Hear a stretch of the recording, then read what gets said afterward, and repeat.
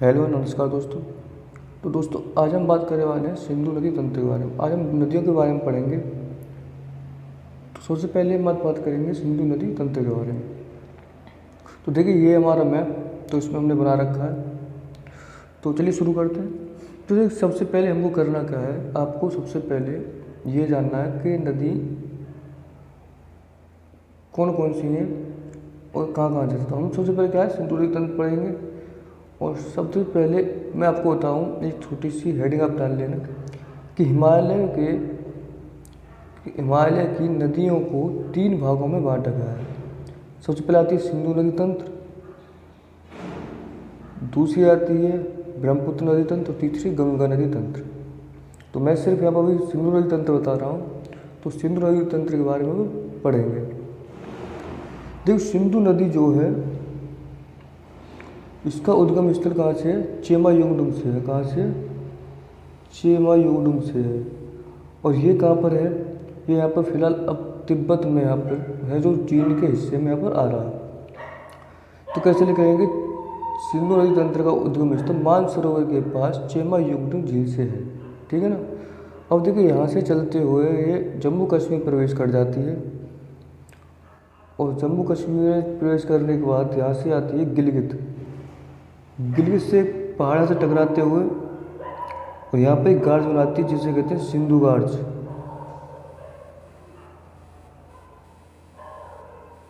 सिंधु गार्ज, सिंधु गार्ज। ये जो यहाँ पर कौन सा है, ये सिंधु गार्ज है। ठीक है, सिंधु गार्ज। तो चलिए, और ये यहाँ पर आती है, इसी के पास एक राकस्थाल है। राकस्थाल से निकलती है सतलज नदी, राकस्थाल से सतलज नदी। और सतलज के अलावा इसकी छोटी छोटी कुछ सहायक नदियाँ हैं जो इनको बनाती हैं। कौन सी है, ब्यास नदी है, रावी नदी, चेनाब, झेलम। ठीक है ना। तो चलिए सबसे पहले अब बात करते हैं इनको समझने की। तो चलिए हेड डाल लीजिए या लिखते रहिए, पॉइंट बाय पॉइंट लिखते रहिए जैसे मैं बोलता रहूँ। ठीक है ना। तो लिखिए कि हिमालय की 3 नदियाँ पूर्ववर्ती हैं। कौन कौन सी नदियाँ पूर्ववर्ती हैं, सिंधु, सतलज और ब्रह्मपुत्र। जो ये 3 नदियाँ हैं, सिंधु है, सतलज है और यहाँ पर ब्रह्मपुत्र, यहाँ से मानसरोवर से चाइना इधर को निकलेगी ब्रह्मपुत्र नदी। ठीक है ना। तो ये क्या है, पूर्ववर्ती, पहले से ही बहती हैं। पूर्ववर्ती का मतलब क्या है कि ये 3 नदियाँ हिमालय के उद्गम स्थान यानी उद्धार से, यानी कि जो जब पहले यहाँ पर हिमालय जो यहाँ पर है, जो पूरा ये क्षेत्र हिमालय का आ रहा है, तो इससे पहले जब इसका यहाँ पर उत्थान भी नहीं हुआ तो उससे पहले ही बह रही हैं। और मानसरोवर झील के पास स्थित जो है, जो यहाँ पर तिथि सागर था पहले, जो यहाँ पर हिमालय है, यहाँ पर तिथि सागर हुआ करता था। तिथि सागर में गिरती थी, हिमालय से लेकर के तिथि सागर में ये नदियाँ जो गिरती थी। आज जो यहाँ पर हिमालय पर्वत है, वहाँ पर पहले तिथि सागर था, जिसे 33 भूमि संगति भी कहते थे। ठीक है ना।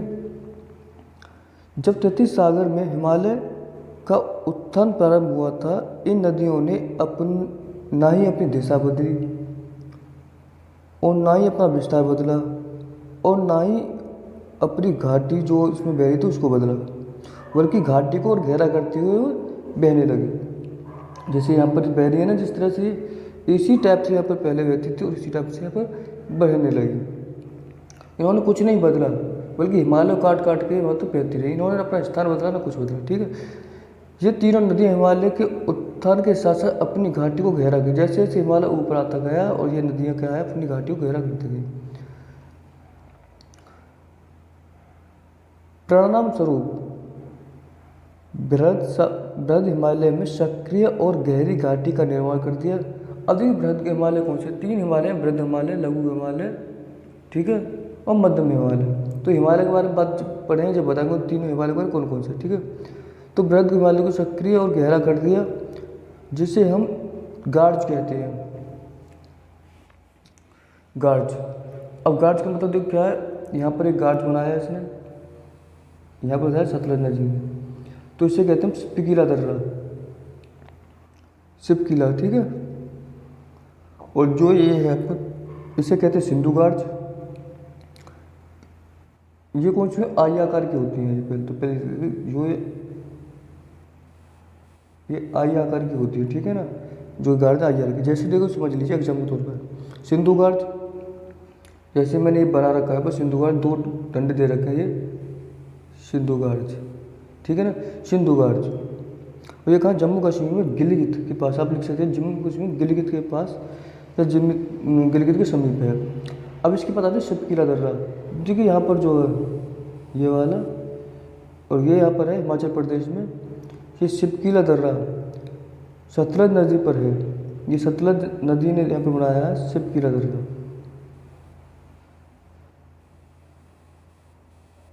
शिव किला, शिव किला दर्रा, ठीक है ना।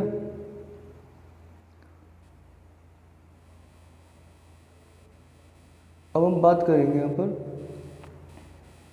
एक गार्ज हो रहा है पर जो ब्रह्मपुत्र नदी पर है, उससे कहते हैं यहाँ पर देहंग गार्ज, जो ब्रह्मपुत्र नदी पर है वो, और अरुणाचल प्रदेश में है। तो जब उसे देहंग गार्ज को पढ़ेंगे तो हम उसे बाद में बात करेंगे। और एक पॉइंट लिखिए कि ये तीनों पूर्ववर्ती नदियाँ अंतर्राष्ट्रीय हैं। कौन कौन सी हैं? ये तीनों नदियाँ यहाँ पर अंतर्राष्ट्रीय नदियाँ हैं जो अलग अलग 3 देशों में बहती हैं। तो कौन कौन से देशों में बहती है, सबसे पहले लिखिए जो यहाँ पर है सिंधु नदी। सिंधु नदी जो है यहाँ पर कौन कौन सी बहती है, देखो सबसे पहले यहाँ पर चीन में, जो तिब्बत है चीन में आती है, उसके बाद दूसरा भारत में, और तीसरा पाकिस्तान में। पाकिस्तान के पठानकोट में यहाँ पर ये मिल जाती है सतलज नदी, ठीक है ना। तो बात करेंगे अभी। और दूसरे नंबर पर यहाँ पर सतलज नदी। सतलज क्या है, सतलज यहाँ पर कहाँ मिलती है, पहले तो चीन से निकलती है इंडिया में, और उसके बाद क्या है पाकिस्तान प्रवेश कर जाती है। ऐसे ही ब्रह्मपुत्र नदी है, ब्रह्मपुत्र चीन में बहती है और भारत में बहती है, उसके बाद बांग्लादेश में प्रवेश कर जाती है, ठीक है ना। ये है। अब सिंधु नदी के बारे में तो छोटे छोटे क्या है पॉइंट लिख लीजिए, ठीक है। अब क्या है, सिंधु नदी तंत्र में सिंधु प्रमुख नदी है सिंधु नदी तंत्र की, ठीक है ना, ठीक है। प्रमुख नदी है सिंधु नदी तंत्र, क्योंकि पहली जो यहाँ पर ये नदी है सबसे यहाँ पर पहली लंबी नदी है, तो पहली नदी तो ये होगी सिंधु नदी तंत्र की। देखिए सिंधु नदी तंत्र के बाएं तट पर, इधर से देखिए सिंधु नदी के बाएं तट पर मिलने वाली 5 प्रमुख नदियाँ हैं। कौन कौन सी 5 मिलती है सिंधु नदी पर? देखिए सबसे पहले सतलज, उसके बाद रावी है, चिनाब है, झेलम है। ये 5 नदियां हैं और एक यहाँ पर मिल जाती हैं, और जैसे ब्यास भी है, और ये मिलती है सिंधु नदी बाईं तरफ से, ठीक है ना।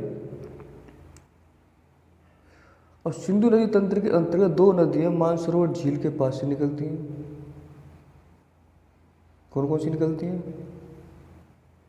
सिंधु और सतलज, इनकी दोनों ही नदियाँ यहाँ से निकलती हैं, सिंधु से मतलब मानसरोवर के पास एक निकलती है, राजस्थान से निकलती है पर सतलज, और चेमायुडम से निकलती है यहाँ पर सिंधु नदी।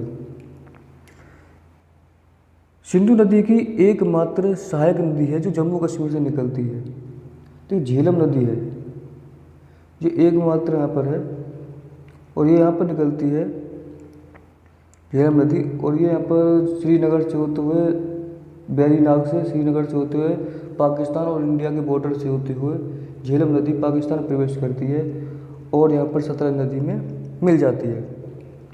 ये सतलज नदी में यहाँ से क्या है, ये यहाँ से ऐसे करके मिल गई, ठीक है ना।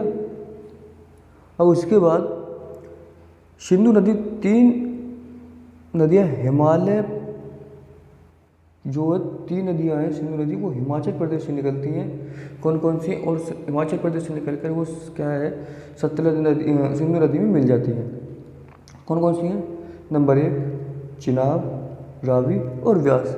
ये 3 नदियाँ हैं जो सिंधु की सहायक नदी और हिमाचल प्रदेश से निकलती हैं, ठीक है। और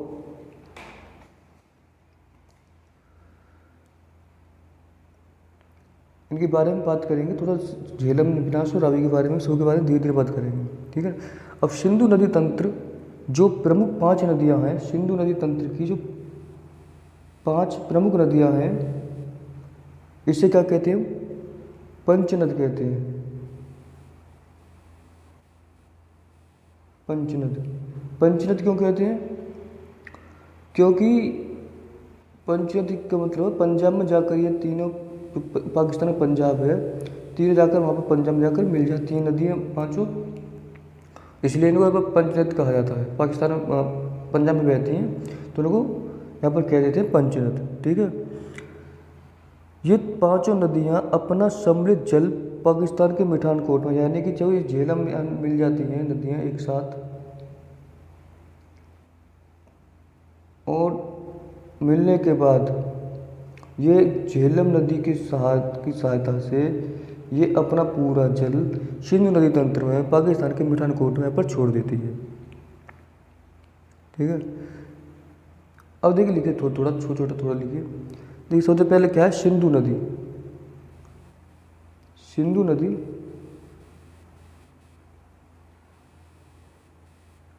सिंधु नदी क्या है? चेमायुडुंग से निकलती है। सतलज क्या है? सतलज यहाँ से निकलती है राजस्थान से, ठीक है, लिखते रहिए राजस्थान, राजस्थान से।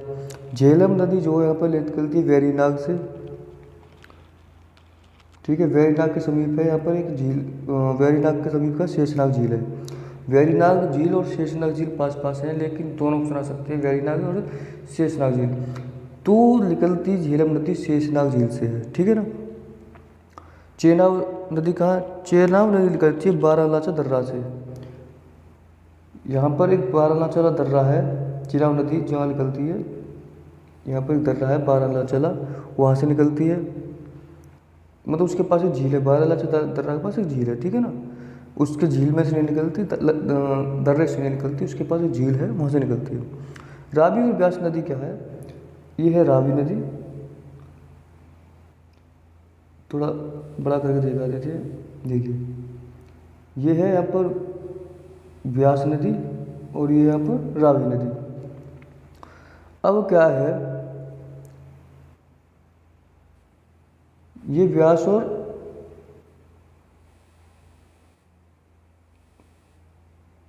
अब जैसे ये व्यास है और रावी नदी है, तो ये रोहतांग दर्रे, यहाँ पर बताया था आपको, रोहतांग दर्रे पर सिपकीला दर्रा है, मतलब सिपकीला दर्रे के पास, रोहतांग दर्रे के पास व्यास नदी जो है यहाँ पर, रोहतांग दर्रा है यहाँ पर, इसी में हिमाचल प्रदेश में रोहतांग दर्रे के पास से निकलती है, सतलज नदी में आकर मिल जाती है। कहाँ पर? पंजाब में सतलज नदी में आकर यहाँ पर मिल जाती है। और यहाँ पर स्थान है जहाँ पर मिलती है, पंजाब का कपूरथला, कपूरथला में एक जगह यहाँ पर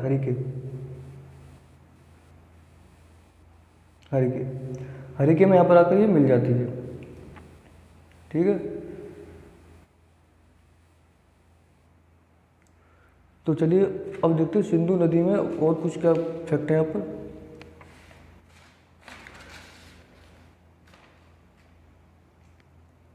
सिंधु नदी ब्रह्मपुत्र के बाद भारत यानी कि सिंधु नदी जो भारत में बहने वाली ब्रह्मपुत्र के बाद दूसरी सबसे लंबी नदी है, ठीक है, ब्रह्मपुत्र के बाद है।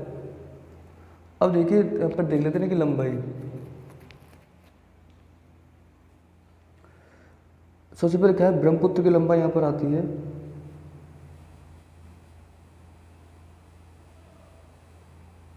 तो देख लेते हैं, ठीक है। ब्रह्मपुत्र की आती है वो लंबाई कितनी आती है? 2900 किलोमीटर। ब्रह्मपुत्र यहाँ पर लंबाई 29 किलोमीटर। सिंधु की लंबाई यहाँ पर है 2880 किलोमीटर। इसके बाद यहाँ पर गंगा की लंबाई आती है, लंबाई के हिसाब से लिख लो, ठीक है। गंगा की लंबाई आती है 2525 किलोमीटर। इसके बाद सतलज,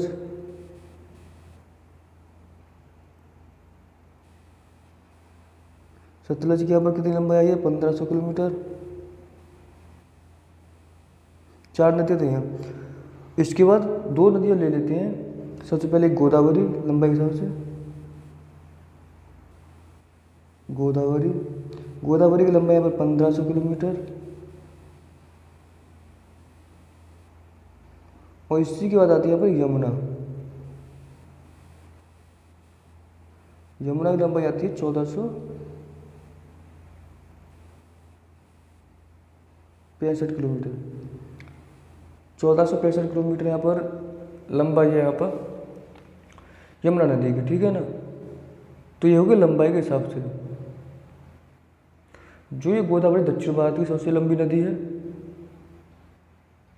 याद रखना, दक्षिण भारत की सबसे लंबी नदी क्या है, गोदावरी है। और गंगा की बात करें तो गंगा, यमुना की बात करें तो यमुना नदी गंगा की सबसे लंबी सहायक नदी है और गोदावरी से छोटी है, ठीक है ना।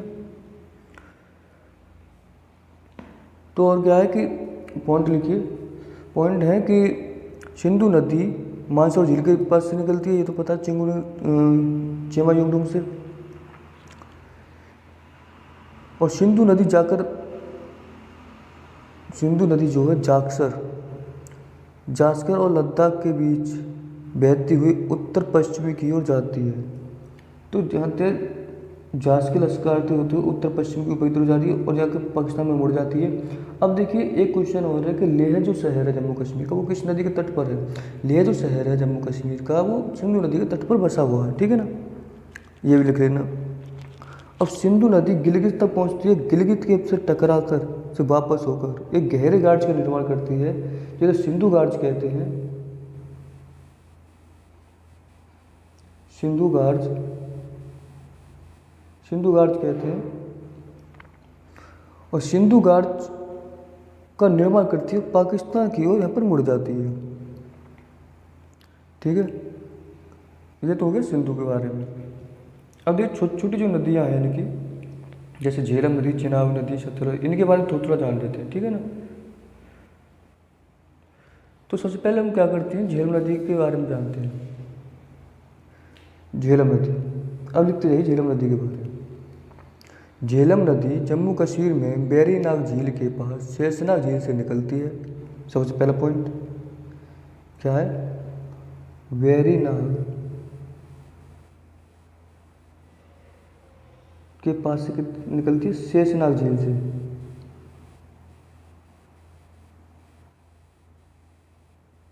ठीक है, शेषनाग झील से निकलती है। और श्रीनगर से बहती हुई यहाँ पर ही क्या है, श्रीनगर है, शेषनाग झील का श्रीनगर, श्रीनगर के पास बहती हुई एक बुलर झील से बुलर झील में अगर मिल जाती है। यहीं पर एक बुलर झील है, यहाँ से निकलेगी और यहाँ पर एक क्या है, बुलर झील है, उसमें जाकर मिल जाती है। और ये भारत और पाकिस्तान के बॉर्डर पर, ये देख रहे हैं, भारत और पाकिस्तान के बॉर्डर पर बहती है। और पाकिस्तान की ओर मुड़ते हुए ये जाकर सतलज नदी, सिंधु नदी में जाकर यहाँ पर क्या है, ये नदी मिल जाती है, कहाँ पर, मिठानकोट पर।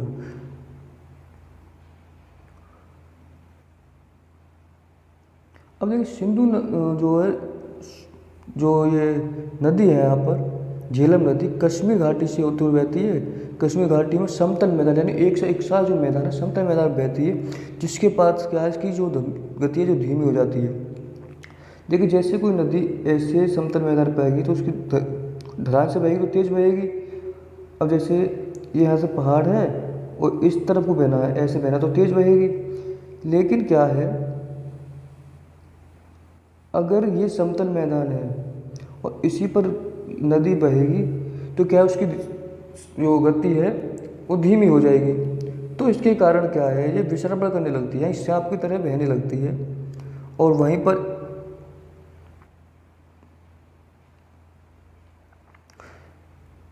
जैसे ही विसर्पण करने लगती है, ठीक है ना, ये आपको लिख लेना। और झेलम नदी जम्मू कश्मीर में अनंतनाग से बारमूला तक नौका है, यानी कि अनंतनाग से नौका में तो यहाँ पर ही रहती है, ठीक है ना, कुछ नहीं करना। अब इसके बाद देखो क्या आते हैं, चेनाब नदी में आती है। चेनाब नदी के बारे में ज़्यादा कुछ नहीं, एक फैक्ट लिख लिया छोटा सा।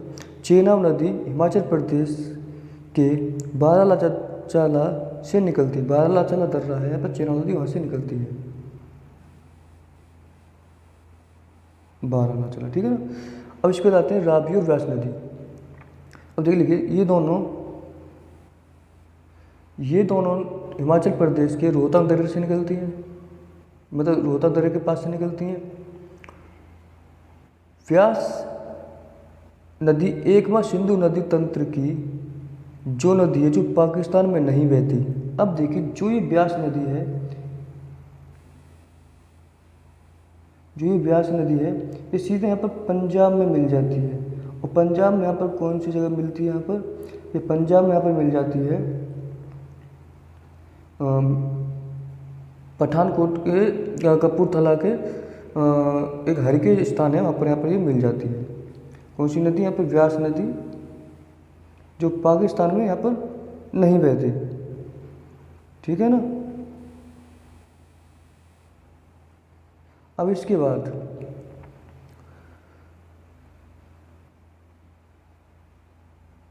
सतलज नदी, इसको सतलज नदी को भी जान लेते हैं।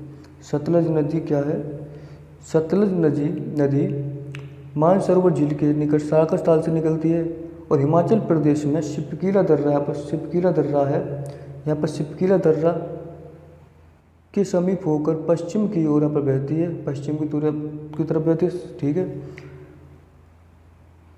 और सिपकीला गार्ज का यहाँ पर निर्माण करती है। सतलज नदी भारत के 2 राज्यों में होकर बहती है, हिमाचल प्रदेश और पंजाब। यहाँ पर हिमाचल प्रदेश और यहाँ पर पंजाब, सतलज नदी दोनों स्थानों पर यहाँ पर बहती है।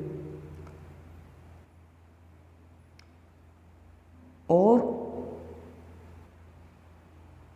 ये जो 3 नदियाँ, चारों नदियाँ हैं, सतलज नदी, तो इसका पानी लेकर ये सब चीज़ झील में सतलज नदी का पानी, सतलज नदी जो है चारों नदियों का पानी लेकर क्या है पर पंजाब में, पाकिस्तान में मिठाकोटा पर मिल जाती है, ठीक है। अब देखिए ये तो हो गई। अब इसके थोड़े से पॉइंट है जो महत्वपूर्ण पॉइंट है वो देख लेते हैं। कौन सा, देखिए इंपॉर्टेंट पॉइंट क्या है, पंचनद के अलावा कौन 5 नदियों के अलावा सिंधु नदी की सहायक नदियां हैं जो बाएं तरफ से सिंधु नदी में मिल जाती हैं, यानी देखिए बाएं तरफ से, यानी कि इधर से बाएं तरफ से यहाँ से मिल जाती हैं, ठीक है ना, बाएं तरफ से मिल जाती है। जास्कर, श्याम, सिगार और गिलगित, ठीक है। और ये जम्मू कश्मीर में यहाँ पर स्थित है। अब दूसरा पॉइंट क्या है, कुछ नदियाँ दाईं ओर से आकर सिंधु नदी में मिल जाती हैं, जैसे इधर से आएंगी नदियाँ और वो सिंधु नदी में मिल जाएंगी। छोटी छोटी नदियाँ हैं, लिखवा देता हूँ। कौन सी, श्योक जो जम्मू कश्मीर में है, काबुल, कुर्रम और गोम, ये सब नदियाँ हैं जो दाईं ओर से मिलती हैं, किसमें, सिंधु नदी में। अब देखिए पॉइंट क्या है, इंपॉर्टेंट पॉइंट है, सिंधु जल समझौता जो पाकिस्तान और इंडिया के बीच हुआ था। क्या था, ये था कि सिंधु नदी जल समझौता 1960 में हुआ था। सिंधु नदी जो जल समझौता है 1960 में हुआ था,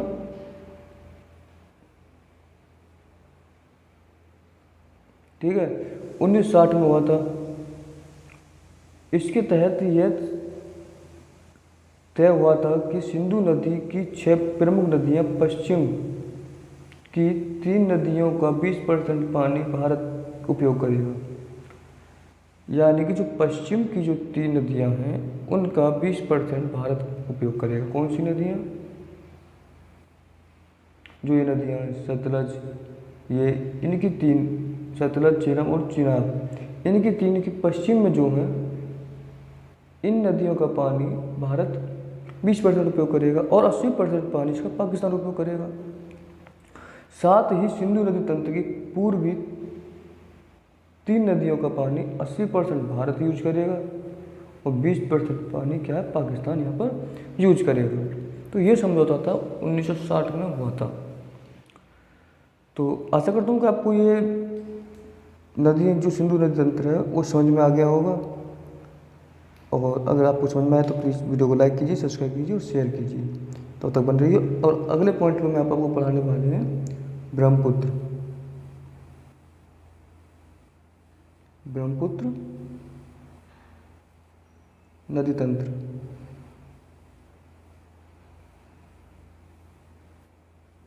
ब्रह्मपुत्र नदी तंत्र पर पढ़ाएंगे, ठीक है ना, अगली वीडियो। तो तब तक बने रहिए, लाइक सब्सक्राइब कीजिए। धन्यवाद।